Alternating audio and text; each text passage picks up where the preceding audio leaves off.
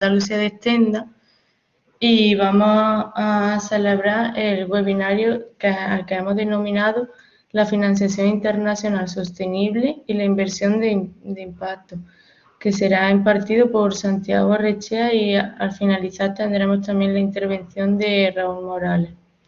Simplemente comentaros que la acción esta forma parte de los servicios que desde Extenda se pusieron en marcha ante la situación excepcional creada por la expansión del COVID, con el objetivo de continuar dando servicio de apoyo a las empresas en materia de internacionalización, ¿vale?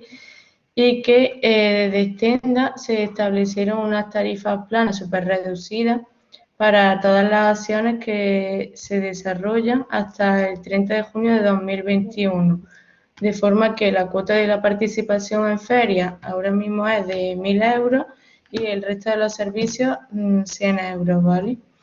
Este webinario se va a grabar y podéis encontrarlo al finalizar en el apartado de Extenda TV, donde también tenemos el resto de webinarios que vamos celebrando. Y sin más, pues cedemos la palabra a Santiago.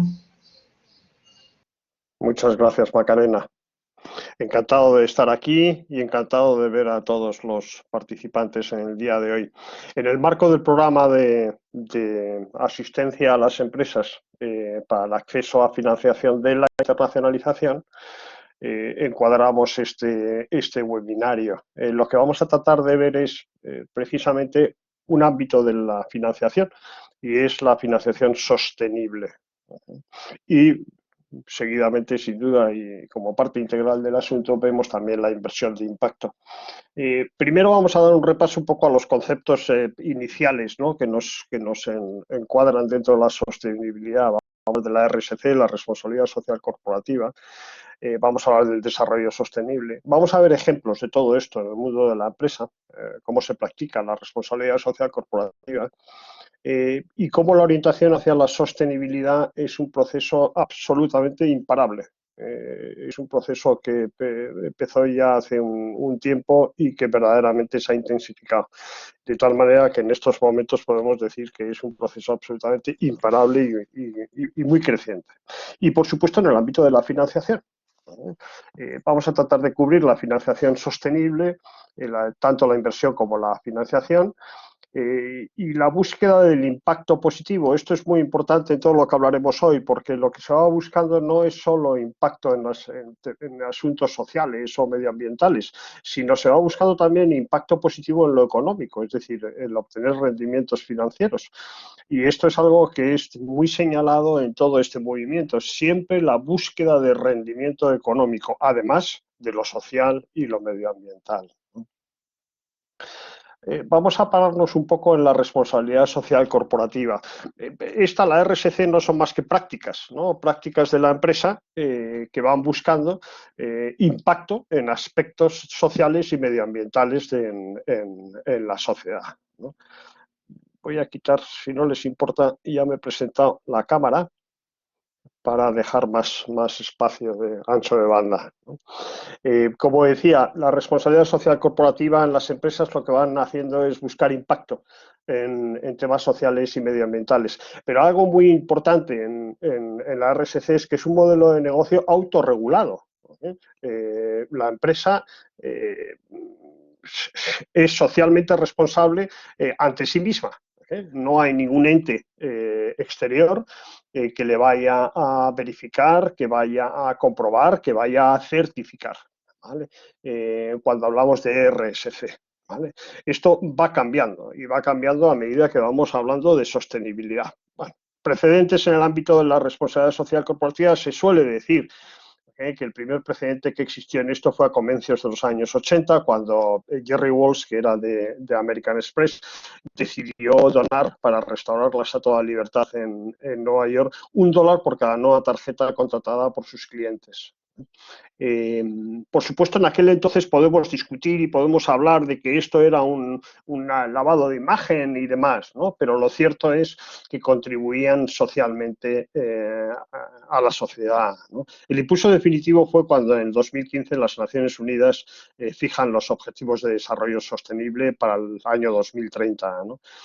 Como consecuencia de ello, empresas, gobiernos, instituciones financieras están fomentando actividades relacionadas con acciones a alcanzar los objetivos, ¿no? Ahora hablaremos un poco de los objetivos, pero antes sí me gustaría recalcar los principios que rigen la práctica de la RSC, ¿no? Responsabilidad Social Corporativa.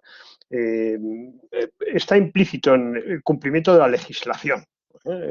Todas las empresas en prácticas de impacto en la sociedad, en cuanto a temas sociales, temas medioambientales, se comprometen a un cumplimiento de legislación, tanto nacional como internacional, ¿no?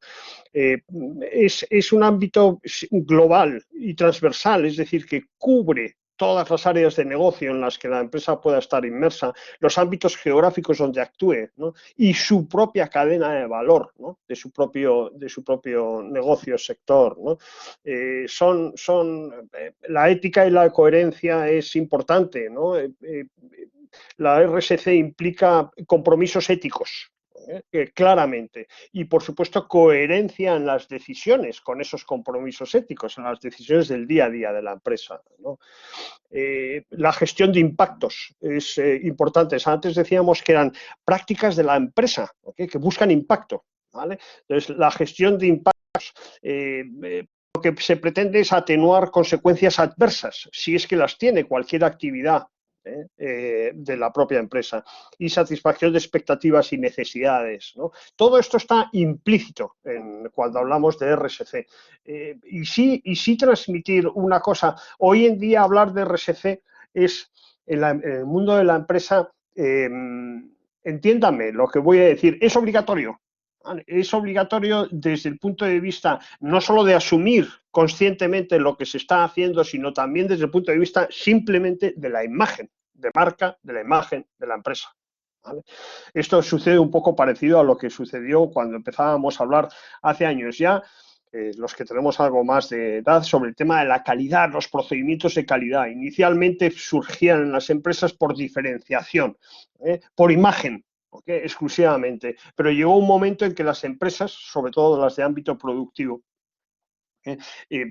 asumían la necesidad, ¿okay? de estar regidos por procedimientos de calidad, ¿no? Y hoy en día prácticamente obligatorio, que las empresas que quieren ser competitivas y tener diferenciación en el mercado asumen los criterios de calidad, ¿no? Los que afectan a su sector y demás, ¿no?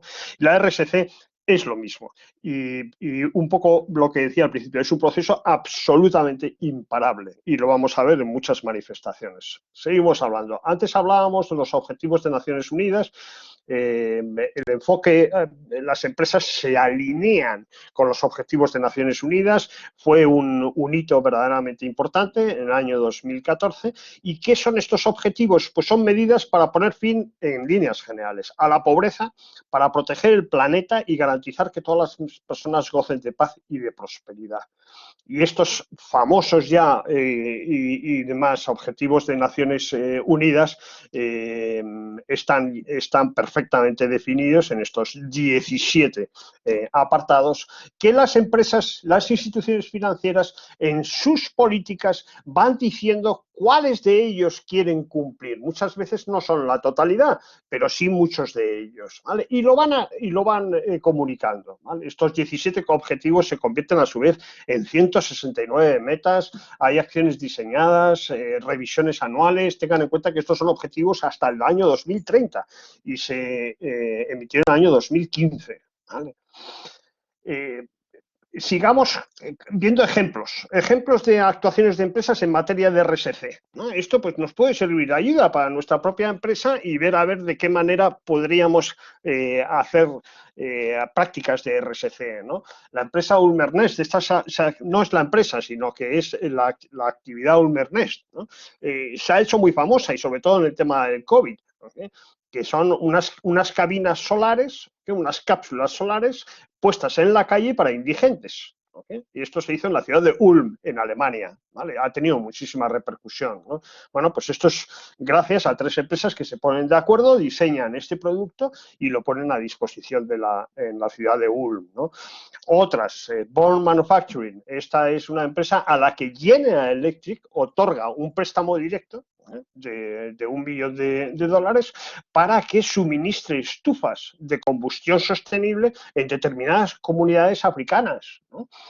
Bueno, pues otra práctica que ha tenido su repercusión, ¿no? En el programa de General Electric de Ecomagination, ¿no? Que se convierte Ecomagination también en una aceleradora, ¿okay?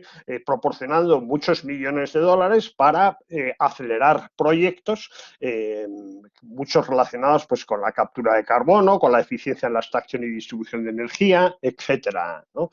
Más ejemplos de responsabilidad social corporativa, Heineken. Bueno, pues Heineken, de todos conocidos, tienen el compromiso de devolver al medio natural cada gota de agua empleada en la elaboración de sus productos. Y lo hace a través de un programa que denominan Water Balancing. Esto lo conocemos muy bien en España porque hay determinadas prácticas que se están haciendo y programas en Doñana financiados por Heineken. Más ejemplos. Hijos de Rivera, volvemos otra vez al mundo de la cerveza, ¿no? Es Estrella Galicia, ¿no? Bueno, pues desarrollan un programa desde hace tiempo en la que consiguen que prestigiosos artistas de vanguardia, de distintas disciplinas, arquitectos, diseñadores o de cine, por ejemplo, ¿no? Pues den conferencias, charlas, talleres, trabajos de investigación y publicaciones absolutamente gratuitos y a un público que se va apuntando, ¿no? Meliá. Bueno, pues Meliá tiene un proyecto muy conocido y que se puso en marcha y es el Soft for Hope, jabones para la esperanza, ¿no? Que lo que hace es buscar el reciclaje de residuos de jabón para evitar su impacto medioambiental. Esto, por ejemplo, pues se ha permitido reciclar en 9 hoteles en Asia más de 20 toneladas de jabón, que al final se han transformado en 175.000 pastillas. Bueno, pues esto significa gran mejora en los hábitos de higiene personal, en la propagación de enfermedades, etc. Por lo tanto, hay diversos ejemplos de responsabilidad social corporativa y hoy en día, de alguna forma, todos los que estamos inmersos en el mundo de la empresa, ¿okay? Y tenemos clientes, estamos en cierta medida obligados a tener prácticas de responsabilidad social corporativa. Pero vayamos al concepto de sostenibilidad y demos el paso. ¿Y por qué? Porque ya lo hemos hecho cuando hemos hablado del desarrollo sostenible, de los objetivos de Naciones Unidas, ¿no? Y lo entenderemos perfectamente, pero es un concepto que estamos continuamente usando y hay veces que no se sabe exactamente qué significa sostenibilidad y se está mezclando con muchos otros aspectos.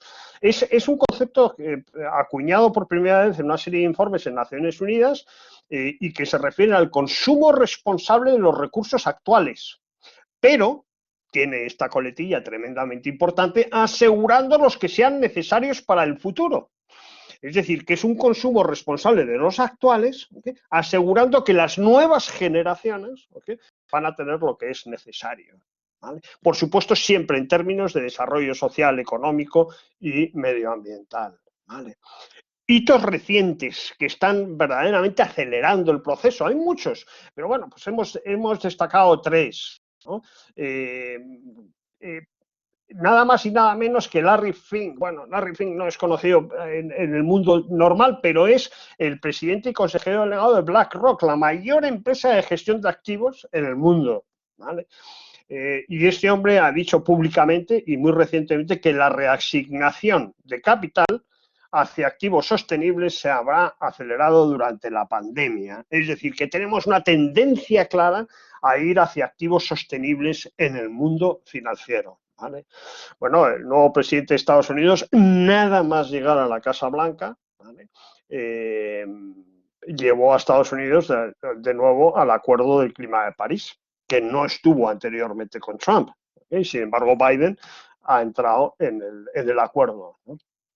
Y un tercer hito muy importante, y aquí en España lo vamos a vivir de manera muy directa, es el Fondo Masivo de Recuperación en Europa, ¿no? Lo que se llama normalmente el Next Generation de Unión Europea, de nada más y nada menos que 750.000 millones.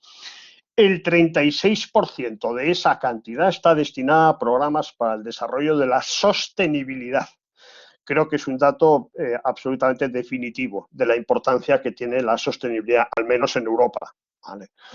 Bueno, la transición ecológica que va buscando la Unión Europea, va buscando la neutralidad climática en 2050, es decir, emisión cero, una economía sostenible, climáticamente neutra y basada en cinco pilares, que son la descarbonización, la eficiencia energética, la contaminación, la economía circular y la movilidad sostenible. Nada más que a mero comentario, de estos 750.000 millones, supuestamente a España le corresponden 140.000, ¿vale? 72.700 en subvenciones y 67.000 en préstamos, ¿vale? Insisto, 36% a la sostenibilidad, ¿vale? Ejemplos de sostenibilidad, porque la sostenibilidad está ya por todos lados, lo tenemos a la izquierda, a la derecha, arriba, abajo, está entrando en todos los sectores empresariales, ¿no? Y una muestra nada más de estos sectores, estamos hablando ya de hoteles sostenibles y que tienen unas certificaciones como tal, como hoteles sostenibles, o restaurantes sostenibles, ¿no? También con certificaciones que siguen las reglas FLOSS, ¿no? Que significan que sean producto fresco, local, orgánico, estacional y sostenible, ¿no? Por supuesto, con aspectos de trazabilidad, el gasto energético reducido, la gestión de residuos o el empleo del agua. Entramos en el mundo del retail, y cuando hablamos del retail estamos hablando de todos los puntos de venta minoritarios, ¿vale? Bueno, pues según el Retail Forum España, el retail sostenible es una de las 5 tendencias mayoritarias que está sufriendo el sector retail. Estamos hablando de digitalización, estamos hablando de omnicanalidad, ya saben, tienda física, tienda virtual, ¿no? Estamos hablando de la personalización al cliente, estamos hablando de proveer y dar al cliente de una experiencia, y estamos hablando de la sostenibilidad, ¿vale? Es muy importante el ámbito de la sostenibilidad en prácticamente todo. Infraestructuras sostenibles, edificaciones, un sector que tiene una implicación en el empleo bárbara, en los materiales enorme. Entonces, se habla de la importancia de las infraestructuras sostenibles, ¿no? Que son más eficientes, productivas, ecológicas. El propio Banco Mundial dice que son más rentables, ¿no? Existen certificados que están surgiendo por todos lados respecto a la sostenibilidad en la edificación, los certificados LEED norteamericanos o los BREEAM ingleses, o la certificación verde española. Todo esto en el mundo de la edificación. Tenemos Corps es una asociación de empresas que cumplen con los más altos estándares de desempeño social y ambiental, transparencia pública, responsabilidad empresarial, etcétera, ¿no? Con 2 aspectos muy importantes y características que he querido resaltar de lo que hacen, ¿no?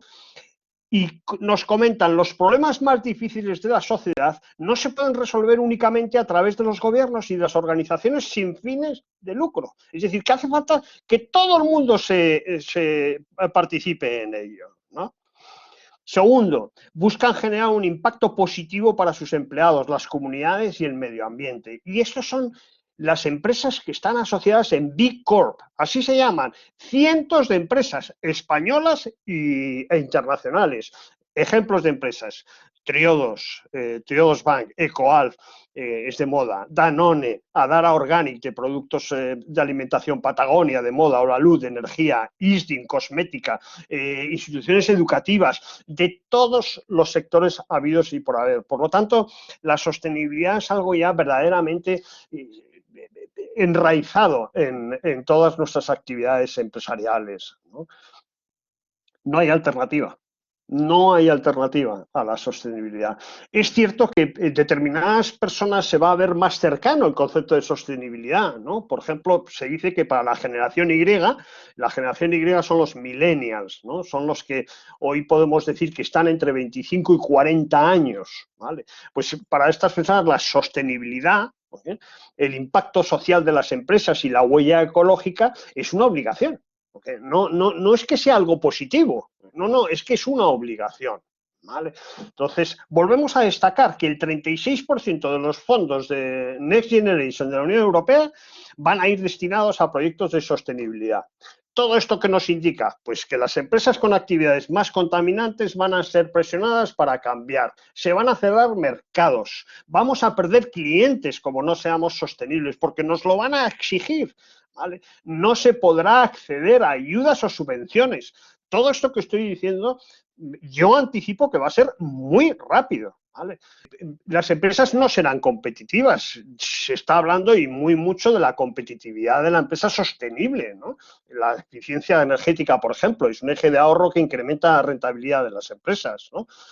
La presión social, lo que hablábamos, cada vez más se está exigiendo. Además, estamos en un mundo de comunicación ultra rápida y, por lo tanto, todos los procesos como este han venido para ser acelerados en estos momentos, ¿no? Las redes sociales y demás lo están acelerando de una manera tremenda, ¿vale?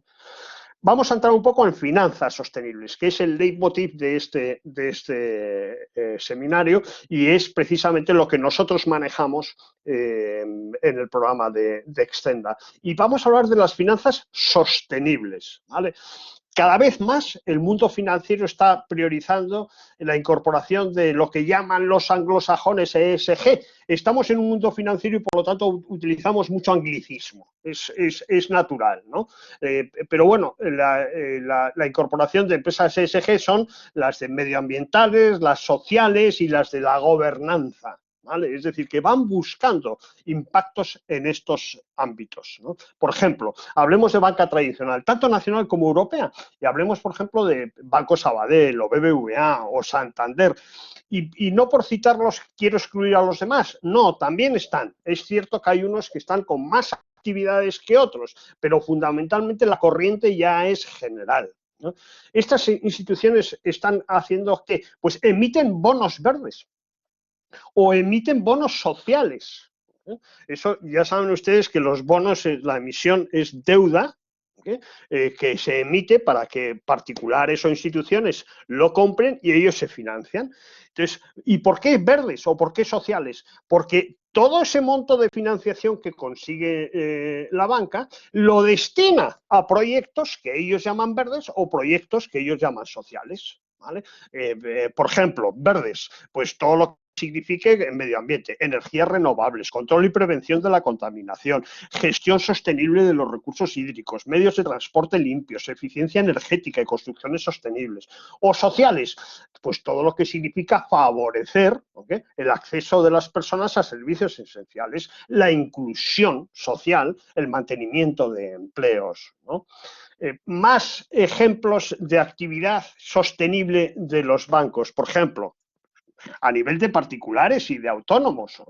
BBVA pues tiene préstamos para vivienda de alta eficiencia energética.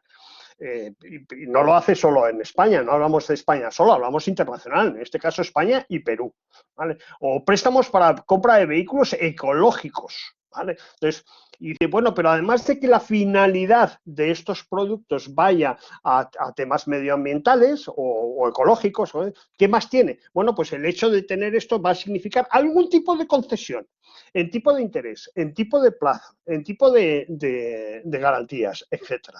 Vale. Otro ejemplo más. Banco Sabadell, unido a Banco Europeo de Inversiones, y destina 576 millones de euros para combatir y fomentar la acción climática. ¿Vale? Bueno, pues todos los distintos proyectos que puedan dedicarse a combatir la acción climática, ¿no? Bonos verdes, lo que antes he ido comentando, pero para que se dé una idea de la importancia que esto está teniendo en el mundo. Las cantidades son astronómicas. En el año 2019, en bonos verdes sociales y de sostenibilidad, se emitieron 323.000 millones, pero es que en el año 2020, 400.000 millones. O sea, que subió un 25%. Y en el 2021 se estima que se va a cerrar con 535.000 millones de euros. ¿Vale? Bueno, son cantidades verdaderamente astronómicas, ¿vale? Estamos hablando de que los bonos verdes son los que más dominan el mercado, son los más antiguos de todos, ¿vale? En esa cantidad de 650.000 millones de dólares del 2021 se estima que van a ser 375.000. ¿Vale? 150.000 van a ir a social y 125.000 van a ir a lo que se llaman bonos de sostenibilidad. Y en este caso, sostenibilidad incluye aspectos de práctica verde como sociales. Lo único que pasa es que algunos de ellos de difícil encuadramiento. Mucho es, por ejemplo, en transición, para proyectos en sectores en transición, al carbón, por ejemplo. ¿Vale? Pues queremos ir reduciendo, lógicamente, la utilización de carbón en nuestras energías, ¿no? Y todo lo que signifique ayudar a que eso vaya reduciendo se puede hacer vía bonos de sostenibilidad. En el mercado español, bueno, pues es uno de los mercados más importantes en Europa, en la emisión de productos verdes, ¿no? Este año, por ejemplo, y ya solo en lo que llevamos del 2021, empresas como Iberdrola, CaixaBank, Telefónica han emitido bonos o instrumentos verdes por cantidades muy importantes. Insisto, es recaudación de dinero, consiguen dinero, se financian por terceros de dinero que luego va a ir a financiar proyectos verdes o sociales, ¿vale? Sigamos, bueno, yo creo que es importante hablar de que efectivamente todo esto no es que sea bono verde porque yo decida, yo banco decido que tiene que ser verde y más, no, es que está sujeto a unas comprobaciones, a unos indicadores, a personas independientes, a consultores independientes y demás, ¿no? 60 países hoy en día están emitiendo bonos verdes y en Europa a la cabeza están Francia, Alemania y España, ¿vale? Sigamos con más. Surgen los bonos verdes hace ya tiempo y paulatinamente se ha ido haciendo los préstamos verdes, ¿vale? En este caso, bueno, la misma para el préstamo, ya sabemos lo que son préstamos a empresas para proyectos, ¿okay?, que están fomentando lo medioambiental, lo social, ¿okay?, etcétera, ¿vale? No solo tienen que promover la sostenibilidad, sino que además tienen que estar calificados como tal por un órgano externo, como antes hemos dicho. Y hay empresas del ámbito de la consultoría, hoy ya reconocidas, sobre todo en el mundo financiero, que lo están certificando como tal, ¿vale? Entonces, ¿qué ventaja tiene el hecho de que la compañía consiga un préstamo verde? Pues que cuanto mayor puntuación tiene de la consecución de estos ámbitos de sostenibilidad, va a pagar menos intereses, ¿vale? Es decir, va a tener un premio por cumplir esos objetivos medioambientales, ¿vale? Bueno, siguen una serie de principios, esto lo tienen en la presentación, cuáles son los principios que siguen y demás. Y llegamos a una institución muy importante en las finanzas sostenibles y muy importante en sí misma porque hace una financiación muy interesante, pero además porque es ventanilla de proyectos de la Unión Europea y de Naciones Unidas, ¿no? Y en este caso va a ser muy importante. Y hablamos de Cofides, ¿vale? Cofides es una sociedad, compañía de financiación del desarrollo española, estatal, financiada y participada también, no financiada, participada también por alguna institución privada, por los bancos fundamentalmente, pero de mayoría estatal, ¿vale? Entonces, ¿y qué es lo que está haciendo Cofides? Fundamentalmente está financiando proyectos que contribuyan al desarrollo de los países receptores. Recuerden que hablamos siempre de la internacionalización y la internacionalización de la empresa española. Dos cosas, proyectos que van a ayudar a países receptores y proyectos que van a fomentar la internacionalización de la empresa española, ¿vale? Es decir, se va buscando inversiones que hagan compatible el crecimiento económico y rentabilidad. Siempre se está buscando un factor económico y de rentabilidad, siempre. Aquí no está regalando nadie nada. Lo que se pretende es fomentar, claro que sí, pero además obtener rendimientos positivos, ¿vale? Compaginar crecimiento económico y rentabilidad con la defensa de entornos natural y social. Cofides tiene un sistema, un procedimiento de evaluación medioambiental que sigue estos patrones que aquí decimos. Y eso es lo que fundamentalmente la financiación de impacto hace. Lo que hace es medir el impacto, ¿vale? Eso es muy importante, pero me gustaría, para ir pasando con cierta rapidez, a hablar de los proyectos. Un proyecto muy importante para todas las empresas que estén en el ámbito del que estamos hoy hablando, de la sostenibilidad, el blending, ¿vale? Blending en inglés es mezcla, ¿no? La mezcla de dos, el whisky, ¿no? Que es la mezcla de dos tipos de componentes. Bueno, pues en este caso es un instrumento de financiación que se va a tramitar vía Cofides, ¿vale? Que combina una contribución no reembolsable de la Unión Europea con financiación reembolsable que da el propio Cofides, ¿vale? Esto es importante, no reembolsable de la Unión Europea con financiación responsable, y lo va a manejar Cofides, ¿vale?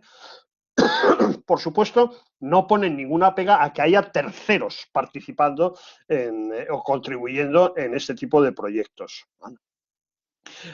Pueden ser muy variados, ¿vale? Pero piden, digo, los objetivos de estos proyectos, pero piden una serie de características, ¿vale?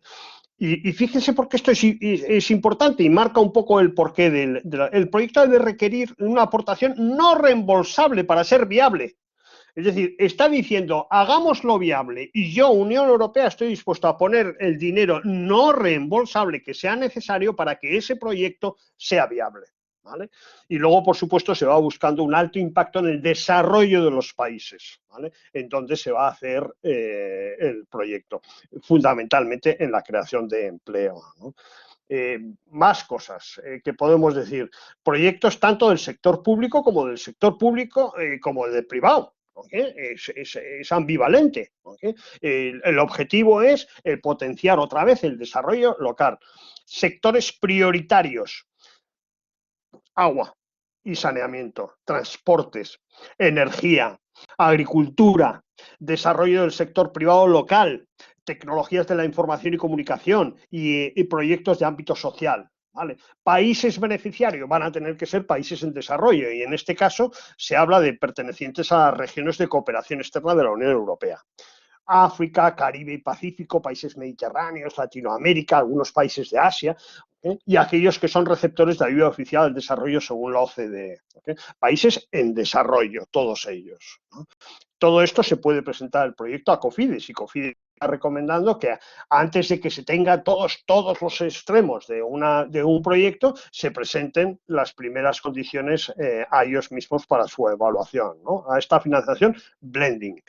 Y aquí tenemos, y tienen ustedes un cuadro, ¿okay? En donde explica un poco el proceso, ¿vale? Esto es los fondos que la propia Unión Europea hace, es una donación que puede ir en forma de donación de dinero, de asistencia técnica o de garantías, ¿vale? La gestión la va a hacer Cofides, que va a ser quien va a identificar el proyecto, a analizarlo, a estructurarlo, absolutamente todo, y a aportar parte de la financiación. Y esa parte de financiación puede ser con fondos que el propio Cofides maneja, puede ser con fondos FIEM, que son fondos para la internacionalización española, y que al final de esta presentación se recuerdan, son bastante reconocidos o conocidos en el mercado, los fondos FIEM, ¿no?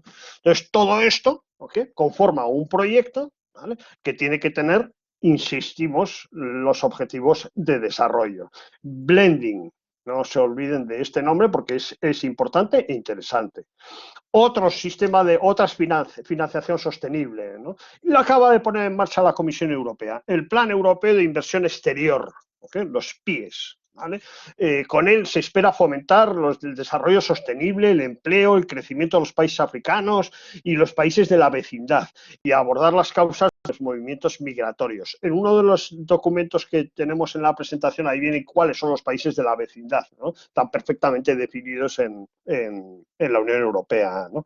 Bueno, en la actualidad este plan europeo cuenta con 5 ventanas de inversión, ¿okay?, que están aquí recogidas, ¿no? Estamos hablando de energía y conectividad, estamos hablando de digitalización, estamos hablando de agricultura. Bueno, ahí ven los 5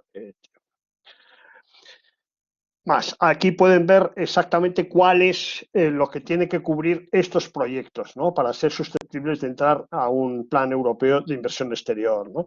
Y, por último, me gustaría destacar que también está gestionado por Cofides, y en este caso es Fondo de Naciones Unidas, que es el Fondo Verde para el Clima. ¿ok? En este caso, nos dirigimos a proyectos de mitigación y adaptación del cambio climático, ¿vale?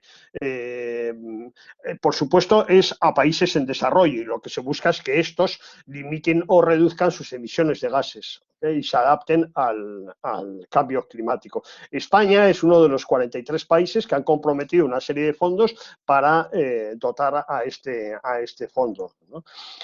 Por supuesto, se pueden combinar lógicamente e idealmente con otras financiaciones adicionales, ¿no? Y las fórmulas que se hacen o que se dan son pues donaciones, porque puede ser no reembolsable, perdón, concesionales. Concesionales siempre se utiliza esa palabra para decir aquellas en las que las condiciones son más leves o más ligeras o mejores en régimen de concesión, ¿okay? Que las normales, ¿no? Participación en capital, incluso porque Naciones Unidas tiene su cuerpo financiero, tiene su brazo, que es la corporación financiera, o incluso garantías y demás, ¿no? Bueno, los proyectos elegibles, aquí hay un listado. Antes hemos hablado de mitigación o adaptación, ¿no? del efecto del clima, ¿no? En mitigación, pues podemos hablar de la generación de electricidad a través de energías renovables, el transporte de bajas emisiones, eficiencia energética en edificios, industrias, ciudades, reducción de emisiones derivadas del uso de la tierra, bosques, reservas forestales. Por supuesto, aquí entra y tiene mucho sentido el ámbito agrícola, ¿no? Acciones de adaptación, ¿no? De adaptación en cuanto a la resiliencia de las personas y del entorno, ¿okay? A mantenerlo, ¿vale? Bueno, pues aquí vemos aumento de medios de subsistencia de las personas o comunidades que sean vulnerables al clima, seguridad hídrica, infraestructuras resistentes a la amenaza del cambio climático, conservación. Todos los proyectos que tengan estos objetivos son susceptibles de entrar en financiación por el Fondo Verde para el Clima de Naciones Unidas y que se gestiona por Cofides. Criterios de inversión. Aquí tienen unos cuantos. Y, por último, para que sepan y conozcan, tienen en la presentación, pero no me voy a extender porque llevamos ya un tiempo con la presentación, pero que no son de naturaleza estrictamente sostenible, pero tienen los mismos fines y son proyectos o programas de financiación anteriores incluso a todo esto que hemos estado hablando de sostenibilidad, ¿no? Que es el famoso FONPRODE, ¿vale? Que está gestionado por el ICO. Estos son fondos del Estado, ¿no? Son sujetos a la cooperación española al desarrollo. Aquí tienen las características, quería mencionarlos sencillamente. También tenemos el Fondo de Cooperación para Agua y Saneamiento, ¿vale? Esto va dirigido fundamentalmente a América Latina y Caribe y son también fondos de la cooperación española, ¿vale? Aquí no tienen por qué ser las empresas que actúan en el desarrollo de los proyectos, no tienen por qué ser españolas, pero sí que la financiación es a los países, a las comunidades externas, exteriores, y por supuesto una empresa española podría entrar a hacer, pero no obligatoriamente. Esa es una de las normas que la cooperación española tiene. Y por último, los fondos FIEM, que antes hemos hablado, que podría ser un instrumento utilizado para el blending, ¿vale? Y que es un fondo ya también más conocido por la mayoría de las personas que conocen algo el mundo de la financiación, y es fondo para la internacionalización de la empresa. Son los antiguos FAT. ¿Vale? Entonces, estos son fondos, pero que hoy en día no son solo concesionales o a estados y demás, sino también puede ser a entidades privadas, ¿vale? Es financiación del Estado español, ¿vale? Y con esto yo creo que estamos cubriendo un poco todo el ámbito de la sostenibilidad que existe. Por supuesto, hay programas que están apareciendo continuamente, nuevos, como es, por ejemplo, los PIE y demás, ¿no? Y desde luego este es un proceso absolutamente imparable. Y mi recomendación para todas las empresas que hoy están aquí representadas es que esto lo tengan muy en cuenta. Estoy seguro que lo tienen en cierta medida porque están en el seminario, pero de verdad, que lo tengan en serio, en cuenta. Y nada más por mi parte. Muchas gracias. Les va a hablar ahora Raúl Morales, mi compañero, y les va a contar un poco ese programa en el que nosotros participamos de asesoramiento a la empresa andaluza en financiación para la internacionalización. Sin más, muchas gracias. Saludarles. Muchas gracias, Santiago. Y Raúl. dar paso. Raúl, cuando quiera. Pues, hola, buenas tardes a todos. Santiago, si dejas de compartir la pantalla, pasamos a compartir la presentación. Sí, voy a quitar.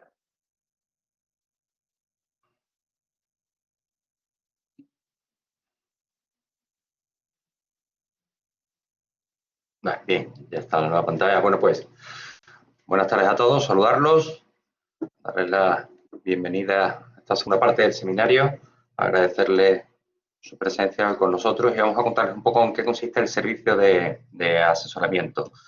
Lo prestamos la UTF ATD, a que Santiago y yo formamos parte, y vamos a pasar directamente a hablar del servicio.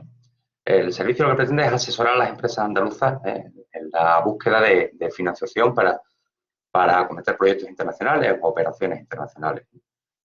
¿Cómo lo hacemos? Lo que procuramos es reestructurar lo que es la estructura económica financiera o ayudarles a aquellas empresas que lo necesitan, asesorarles en cómo hacerlo y cómo mejorar su posicionamiento.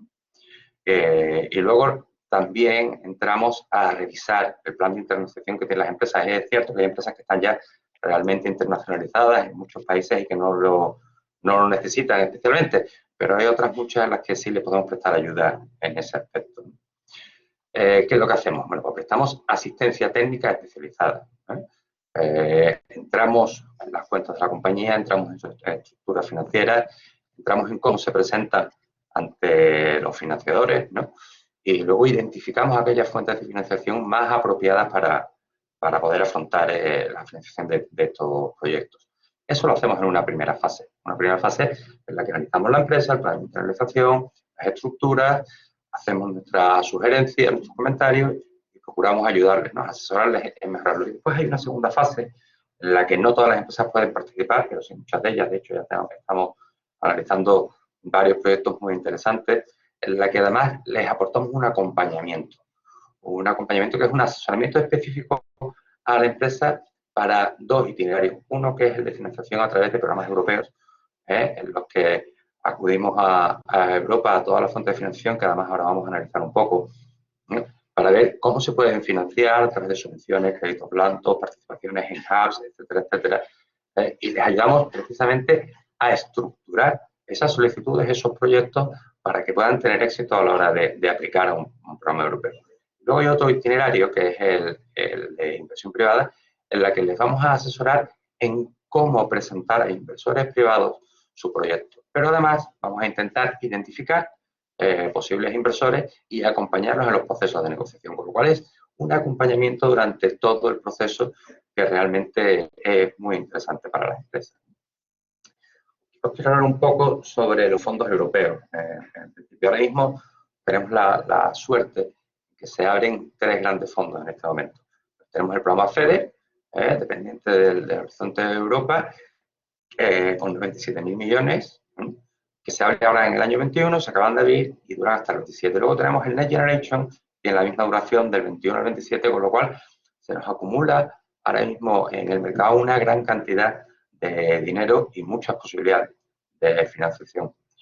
El Next Generation está dotado con 750.000 millones de euros. Recuerden que es para todos estos años, del 21 al 27. Y España va a ser beneficiaria, en principio, como entendemos, de 140.000 millones de euros a lo largo de estos años. Luego tenemos los 95.000 millones, 95.500 millones, de los que ha dotado Horizonte Europa. Horizonte Europa no dota exclusivamente a países con fondos, sino que además tiene una serie de convocatorias, de call de llamadas, en los que a través de la concurrencia competitiva se pueden presentar todas las empresas. Entonces, quiero que vean la importancia de estos fondos y cómo nos pueden ayudar. España obtuvo el 10% de la financiación en el marco del programa Horizonte 2020, que es el que ha acabado precisamente el año pasado. El 10% de la financiación que otorgó a las empresas Europa vino hacia España, con cantidades muy importantes. Lideramos el 15% de los consorcios que se presentaron. Por lo cual, si lo ponemos en relación al PIB de Europa, la verdad es que tuvimos un peso importante y específico, ¿no?, en este programa. Como es el cuarto país en recepción de fondos, recibimos 4.761 millones. La verdad es que son cantidades importantes. Y el 36% de los participantes son empresas. Este dato es muy importante, porque normalmente estamos acostumbrados a pensar que los fondos europeos van a entidades públicas, van a los gobiernos, a las comunidades, pero las empresas tienen acceso directo ya. En el anterior programa marco, la Unión Europea insistió mucho en que la PYME tuviera acceso. Facilitó una serie de instrumentos y de programas para que pudiéramos llegar para que esos fondos pudieran llegar a las empresas y a la PYME muy concretamente. En el nuevo programa, el de Horizonte Europa, esto además se ha acrecentado, se ha facilitado el acceso y se están diseñando, bueno, están prácticamente terminados de diseñar y en fase de aplicación muchos programas, ¿no? En el caso concreto de Andalucía, recibimos 295 millones de euros. Tenemos que tener en cuenta que estas cantidades no están cerradas porque todavía queda el final de la ejecución del programa marco del Horizonte 2020 y probablemente esto crezca, no sustancialmente, pero todavía no está cerrado. Y tuvimos 299 entidades participantes en este programa, de las cuales 199 han sido empresas. Prácticamente 2/3 de los participantes han sido empresas, de todos los participantes andaluces han sido empresas. Con lo cual, esto lo que nos quiere decir es que es viable. Las empresas tienen que poner el foco a la hora de buscar financiación en los proyectos europeos porque realmente se obtienen, se consiguen y son fuentes de financiación, no solo de financiación, sino de subvención realmente importantes. Vamos a analizar las fases del servicio. La fase 1 es la que ya les he contado. Hacemos un análisis totalmente personalizado del estado del proceso de internalización y de la situación económica y financiera. Recomendamos mejoras, tanto financieras como los procesos de internalización y propuestas de las estructuras, ¿no? El objeto que perseguimos es mejorar la estructura financiera y el plan de internalización para que sean viables, para que se puedan presentar a cualquier entidad financiadora de estos proyectos. Luego la fase 2, como ya les he comentado, elaboramos unos teasers de financiación o de inversión, en función de lo que vayamos a hacer, ayudamos a la empresa, les explicamos cómo hacerlo y les asesoramos y acompañamos durante todo el proceso para poder remarcar las ventajas competitivas, cuáles son los alicientes para cualquier inversor en estos programas, ¿no? Y acompañamos en la presentación de la solicitud de financiación cuando son programas europeos y en la captación de fondos privados. Todo ese proceso lo hacemos junto a la empresa, ¿no? Requisitos para el acceso, ¿eh? Hay una serie de condiciones que deben cumplir las empresas para poder acceder a este programa. En primer lugar, una facturación mínima de 50.000 euros. En el último año se ha debido facturar al menos 50.000 euros. En el caso de, estamos viendo muchas startups, muchas empresas con nuevos proyectos que son realmente los que más facturación, más financiación necesitan. Stenda habilita otro sistema y es que estas empresas hayan pasado por programas de incubación, de aceleración, de mentorización, algún tipo de programa de financiación no convencional y de asesoramiento y de crecimiento. Esto puede ser una de las vías si estas empresas, estas nuevas startups, no han llegado a facturar. Esta mañana teníamos una reunión con una empresa con un gran proyecto que lleva un año de funcionamiento, pero todavía no se ha lanzado al mercado. ¿Cómo conseguir que estas empresas puedan participar de este programa? Bueno, pues este es uno de las herramientas, ¿no? Segundo punto, tienen que contar con un plan de internalización suficientemente definido. ¿Esto qué quiere decir? Que tienen que tener la idea muy clara de qué es lo que pretenden hacer. Si el plan de internalización no lo tienen perfectamente diseñado, Stenda les va a facilitar una especie de formulario, una guía introductoria para que lo puedan desarrollar sin que sea excesivamente arduo, un sistema porque se hace de una manera rápida y sencilla. Se argumenta, son 5 puntos que hay que ir rellenando, viene muy bien explicado qué es lo que se busca en cada uno de los apartados. Bueno, 4 o 5 folios se puede hacer. Luego, como ya les explicó anteriormente Macarena, ahora mismo hay una paga única súper reducida para todos los programas de Stenda, que es de 100 euros más IVA. Imagino que esto en algún momento, a medida que vaya avanzando la situación pandémica que vivimos, se reducirá. Un momento interesante para aplicar, ¿no? Y luego, bueno, pues estar al día con Extenda, no tener algún tipo de deudas de programas o de algunas actuaciones que se hayan tenido antes. La solicitud, Macarena creo que lo ha colgado también en el chat, pero aquí os dejo cuál es la página donde hay que aplicar. Aquí simplemente hay que rellenar un formulario y subir una serie de elementos. La justificación de la facturación o de haber participado en alguno de los programas de mentorización o de aceleración, el plan de internalización o este resumen que les he comentado antes, y adjuntar el justificante de pago, de haber suscrito el pago del servicio. Las condiciones. La participación en la fase 1 no garantiza la participación en la fase 2. Una de las cosas que se hace es analizar aquellos proyectos y aquellas empresas que tienen realmente posibilidades de éxito, que tienen una viabilidad, que vamos a poder ayudarlos a obtener o financiación privada o que se les vaya a aceptar uno de los programas europeos. Lógicamente, Extenda no tiene fondos ilimitados, por lo cual sí pretende ayudar a las empresas y explicarlo en aquellas empresas que realmente tengan opciones a conseguirlo, ¿no? El programa contempla un mínimo de 3 sesiones, 3 reuniones presenciales con los consultores. Nosotros trabajamos con la empresa. Trabajamos en su empresa, si no físicamente, como hacemos ahora a través de webinarios o reuniones temáticas, pero sí nos metemos en la empresa, hablamos mucho con los empresarios, con los diferentes departamentos de la empresa, porque necesitamos conocer a la empresa para poder ayudarles. Necesitamos mucha información de la empresa, mucha información de sus procesos, de qué es lo que hacen, qué es lo que pretenden, qué es lo que buscan, para poder ayudarles y poder darles nuestro asesoramiento, nuestras recomendaciones. Y bueno, la fase 1 deberá realizarse en un periodo de 60 días y la fase 2 deberá realizarse en un periodo de 90 días. En la primera fase hay 3 reuniones presenciales, en la fase 2 otras 3 reuniones mínimas. Normalmente mantenemos bastantes más, pero bueno, lo mínimo son 3 reuniones en las que vamos teniendo información. Y la fase 2 es un poco más larga porque los procesos son más largos, entonces el acompañamiento necesita al menos de 90 días para tener éxito en los planteamientos que se plantean. Y cada empresa podrá desarrollar una participación por año natural. Es un tema con el que nos estamos encontrando. Hay empresas que tienen varios proyectos al mismo tiempo. Tenemos que ir una a una. Son muchas las empresas que aplican a este programa y, bueno, se puede centralizar todo en unas pocas, con lo cual no se permite más de una participación al año, pero sí es cierto que en años naturales se puede repetir. Y bueno, no les quiero entretener mucho más por la hora que es. Básicamente este es el programa de asesoramiento a la financiación. Cualquier duda que puedan tener, está Macarena, que es una de las técnicos que lleva el programa, y estamos nosotros a su entera disposición por si quieren realizar alguna pregunta. Muchísimas gracias. Bueno, no sé si alguien tiene alguna pregunta en el chat, no me aparece nada, así que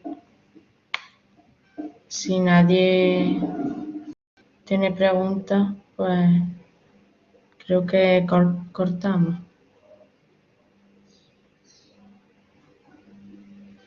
¿No?